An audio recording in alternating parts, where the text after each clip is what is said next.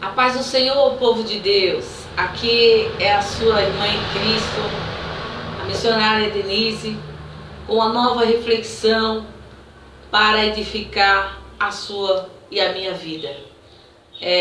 Primeiramente, quero agradecer a Deus por essa oportunidade de estar aqui gravando esse vídeo e quero deixar meus agradecimentos à minha família, ao meu pastor, que é o meu pai, ao meu esposo, meus filhos, e também a minha sobrinha Vitória, pois ela sugeriu um tema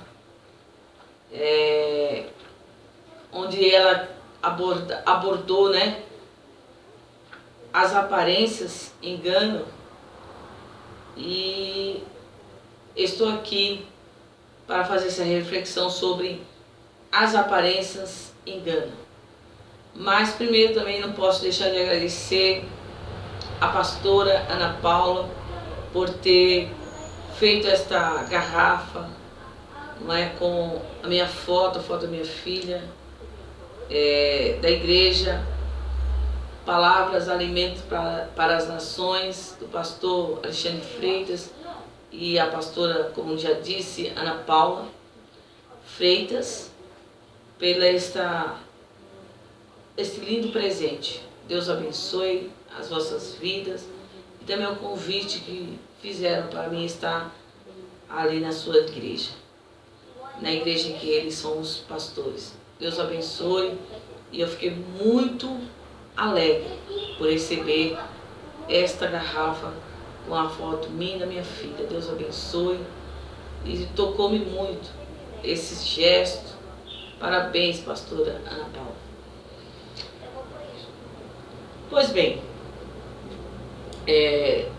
queria tomar por base o versículo de 1 Samuel, capítulo 16, bem conhecido, e o versículo 7, que diz assim: Porém, o Senhor disse a Samuel: Não atentes para a sua aparência, nem para a altura da sua estatura, porque eu tenho rejeitado. Porque o Senhor não vê como vê o homem, pois o homem vê o que está diante dos olhos, porém o Senhor olha para o coração. Um versículo bem conhecido na ocasião em que Deus manda o profeta Samuel ungir a Davi como rei. E todos nós conhecemos bem essa história, em que Davi sequer foi chamado para a cerimônia, porém Deus já havia o escolhido. E esse versículo vai retratar esse tema, especialmente a parte C, porque o Senhor não vê como o homem vê, pois o homem vê o que está diante dos olhos, porém o Senhor olha para o coração. Não é?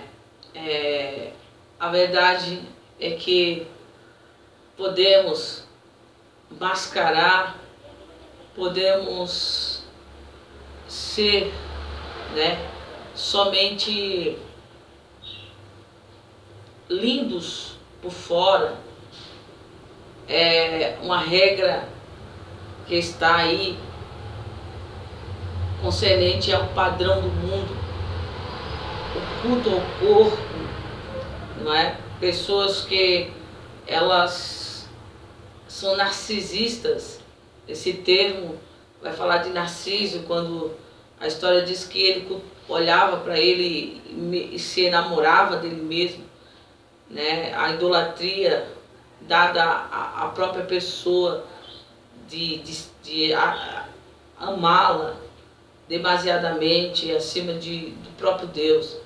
Então é algo que está aí na sociedade, né, latente, pulsante, pois nós vemos que diante da crise econômica, os dados nos informam que o crescimento da estética, da economia né, voltada para a estética, para a aparência, não sofreu crise, pois as pessoas se sacrificam, sacrificam em si prioridades, às vezes como até pagar contas, serem honestos, né, nas suas finanças, nos seus compromissos, mas deixam assim de fazê-lo para dar uma margem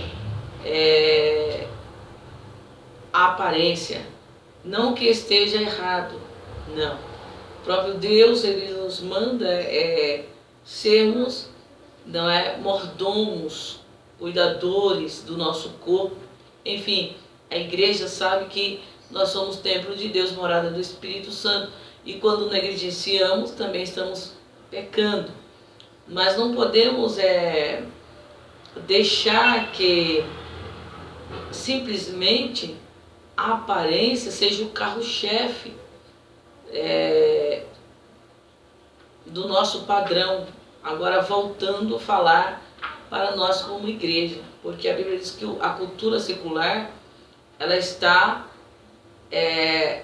regida pelo maligno, mas a igreja não. A igreja, não é, ela tem um outro padrão. O padrão da igreja é exatamente esse que está na Escritura, de um Deus que é o regente da igreja, a qual Cristo é o cabeça da igreja, e Ele nos deu o seu Espírito Santo. A Bíblia diz que o Espírito Santo nos ensinará todas as coisas. Então, os frutos, um dos frutos do Espírito, não é? O domínio próprio, a temperança, outro fruto, que vai nos ensinar, não é? Enfim, selecionar o que é necessário para nós vivermos. Em contrapartida, nós vemos no nosso meio, no meio dos cristãos, às vezes, não é, uma acepção, não é, descarada de quem tem, ele é mais, vamos dizer assim, tem uma recepção maior dentro do templo ou dentro dos nossos convívios da igreja. E isso é lamentável, pois muitas vezes somos medidos pelo que estamos vestindo ou pelo que temos, e é triste, não é? Porque vemos que quando Deus, nesse texto que li, chama Samuel para ungir o novo rei de Israel, as prerrogativas de Deus é que Ele chama um homem segundo o coração dele, um homem disposto, não é, a bailar, porque se recusava de reinar sem a presença de Deus. Então ele foi buscar a Arca da Aliança, que simbolizava a presença de Deus em Israel. Ele rejeitou ser rei sem a presença de Deus estar ali. Então foi buscar, e nessa busca ele bailou, não é? Ele se alegrou, né? Aleluia, e louvor a Deus porque estava trazendo a Arca da Aliança para Jerusalém. Então nós vemos o diferencial de alguém que entende, não é? Que entende que é realmente o Senhor. Ele olha para o coração, ele atenta, não é? Para o coração, para o íntimo. É o próprio Davi que no Salmo 51, quando ele peca, que nós todos sabemos também, a Bíblia ela não esconde as falhas de Davi e de ninguém, mas no Salmo 51 ele, arrependido, né, no versículo 6, ele fala, porque o Senhor ama a verdade no íntimo. É um dos versículos mais, não é, maravilhoso, que eu posso classificar assim, que fala de um Deus que nos sonda intimamente, nos conhece, esquadrinha o nosso pensamento, aleluia, sabe ainda a palavra não nos veio à boca. O Salmo 139 também vai falar, o salmista, que ele já sabe o que vamos falar. Então, queridos irmãos, amados irmãos, é maravilhoso servirmos a um Deus onipresente, onisciente, onipotente, que nos conhece. Então, nosso padrão, a nossa preocupação maior é exatamente sermos verdadeiros no íntimo, não é? Eu acho incrível quando Jesus, o Emanuel, ele vem habitar entre os homens, e ele, de uma forma, posso dizer assim, contundente, no capítulo 23 do Evangelho de Mateus, ele pode falar com propriedade aos fariseus e aos escribas, dizendo: vocês são como os sepulcros caiados, que por fora são bonitos, mas por dentro estão cheios de imundícia. Ele tem propriedade, ele pode falar, ele pode censurar, não é? Alguém que só parece, mas não é, e ele sabe. Então, eu louvo a Deus porque nós servimos a igreja, não é? Tem um dom que não adianta, irmãos, não adianta menosprezarmos alguém pela sua aparência, porque esse mesmo Cristo a qual citei, esse Jesus que é o dono da igreja, que fundou a igreja, não é? Ele se alegrou quando os discípulos ali voltaram da sua missão, a qual ele designou para irem expulsar os demônios, curar os enfermos. Ele tinha dado poder a eles para fazer, eles voltam jubilosos, e a Bíblia fala que ele se alegrou porque o Senhor tinha revelado as coisas maravilhosas, grandiosas do reino de Deus aos pequeninos, aos humildes, aos pescadores, a pessoas que estavam excluídas, como a Bíblia fala no Evangelho de João, sobre Maria Madalena, que foi uma mulher fantástica, que foi até o sepulcro, não é, pela gratidão que ela tinha pelo Senhor ter libertado ela de 7 demônios. Então, pessoas desfavorecidas, pessoas que estavam à margem do caminho, como o cego Bartimeu, e tantos outros leprosos, pessoas endemoniadas, que estavam, realmente creram e acreditavam que Jesus, não era o Messias, era o Emanuel, que estava ali com eles, com a mulher cananeia, que o Senhor provoca ela, dizendo que não era lícito dar os pães dos filhos aos cachorrinhos, e ela se humilha mais ainda, dizendo que também estava escrito que os cachorrinhos alimentavam das migalhas que caíam da mesa dos seus senhores. Tamanha foi a humildade e a fé daquela mulher. Então, eu louvo a Deus por fazer parte, né, de uma igreja que, aos Efésios, no capítulo 2, diz que pela graça fomos salvos, não por mérito nosso. Mas também nos versículos seguintes diz que nós fomos salvos pela graça, mas esta graça nos faz fazermos boas obras. Esta é a verdade. E as nossas obras, elas são a nossa carta de autentificação, de identidade diante dessa sociedade.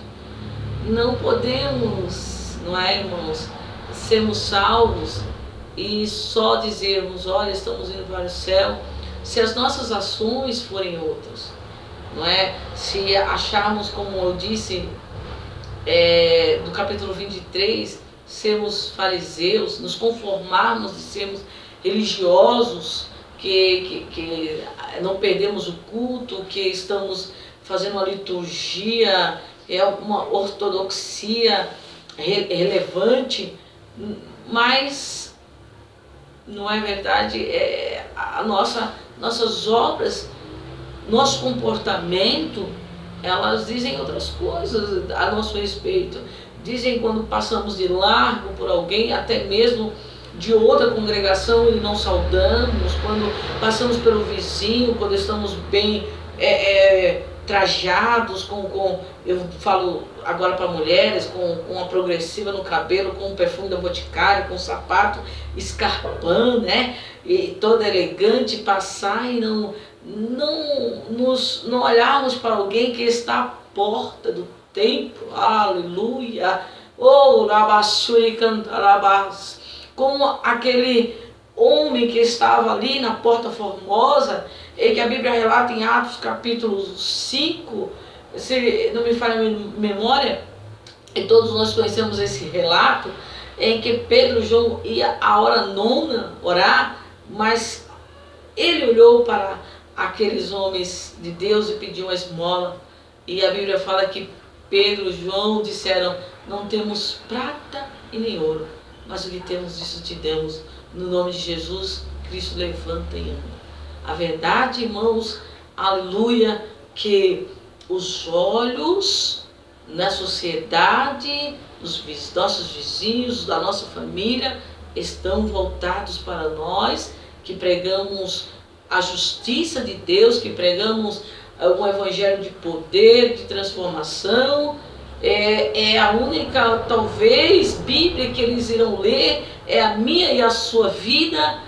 Mas quando discriminamos, mas quando acentuamos lugares específicos ou ocasiões específicas em que estamos, como eu disse, bem trajados, bem perfumados, não podemos colocar a mão sobre o enfermo, sobre alguém que está sentado à beira do caminho, esperando, olhando para nós, esperando de nós, aleluia, alguma coisa, o sobrenatural, o poder de Deus, a qual foi nos dado. Jesus disse: ide em meu nome expulsar os demônios, coloque as mãos sobre os enfermos, ensinar as nações. Costumo dizer que a igreja é a professora deste mundo, porque foi o próprio Cristo que comissionou no capítulo 28 de São Mateus, disse: ide, ensinai as nações. O que estamos ensinando às nações? Qual é a pedagogia, qual é a matéria que estamos ensinando? Realmente, será que estamos ensinando, ou com o nosso comportamento estamos escandalizando? Outro dia, é muito triste, estava num ponto com a minha filha, colocava dentro do ônibus escolar e passou uma irmã e me deu a paz. Logo, uma outra pessoa estava do meu lado que não era cristã, começou a dizer: como pode alguém ser tão falsa? Pois logo começou a falar que era vizinha dela, dessa irmã, que essa irmã espraguejava, dizia que ia bater nas crianças na rua, coisa semelhante. E ali, irmãos, eu fiquei refletindo, não é, sobre exatamente esse tema: as aparências enganam. As aparências enganam. Eu ouvi uma certa vez alguém dizer que tinha um obreiro que na igreja ele era bom, ele era amistoso, ele ajudava as pessoas, e o seu filho, logo de pronto, uma criança muito esperta, disse: pai, vamos morar aqui na igreja, vamos pedir para o pastor para a gente morar aqui. E o pai logo lhe pergunta: por que, meu filho? Pai, porque aqui o senhor não briga com a minha mãe, o senhor não xinga a gente, o senhor é feliz, o senhor dá risada. É uma realidade. É uma realidade. Não é um exemplo singular. Infelizmente não é.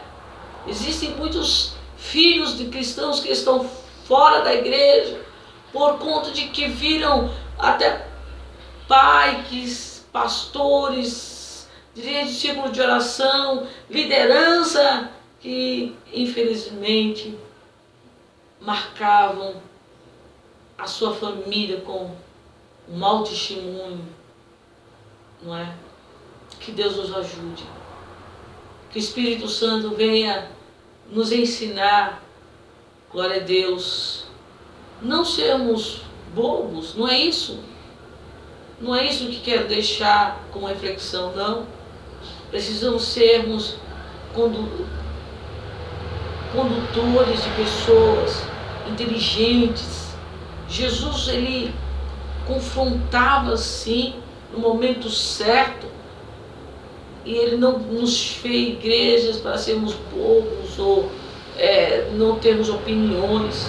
Não é isso.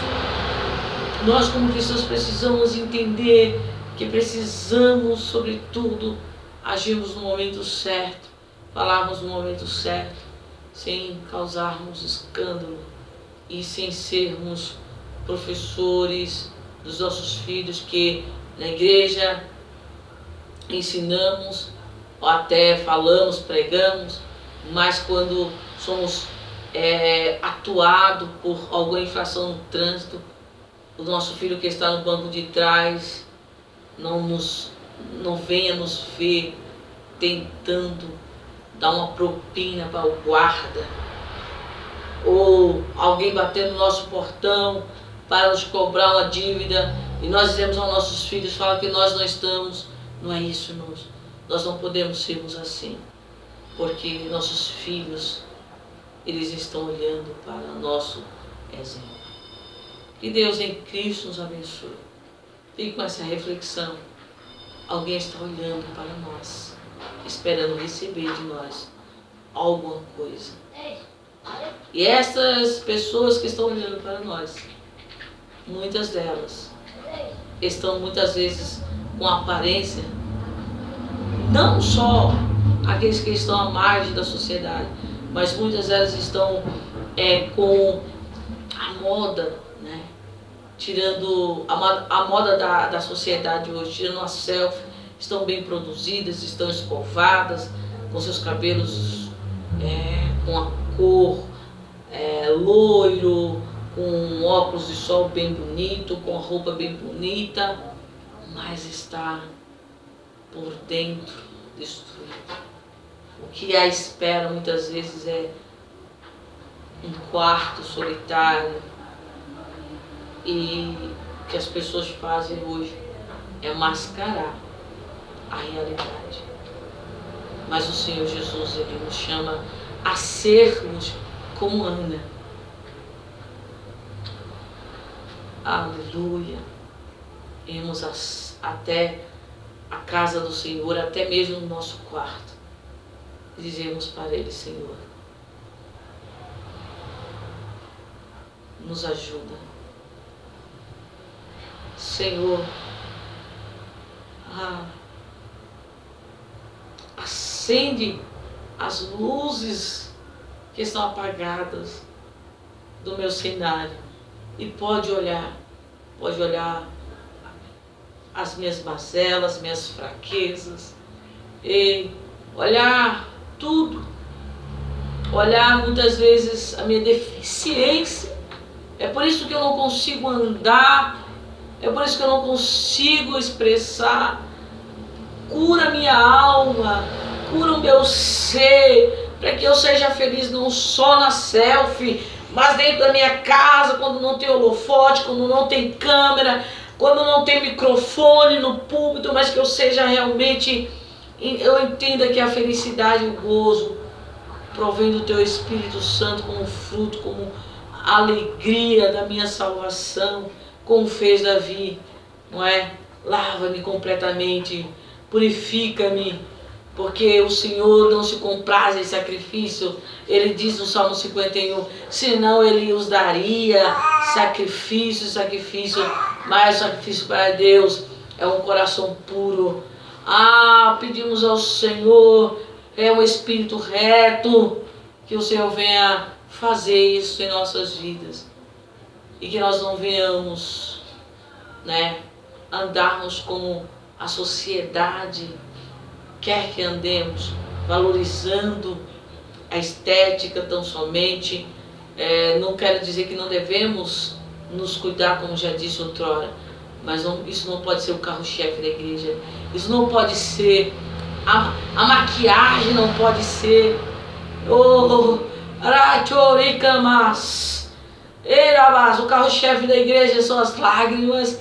A igreja precisa, como o Senhor mesmo disse, a sua carta, Laodiceia, compra colírio, aleluia, para que eu possa ungir os olhos.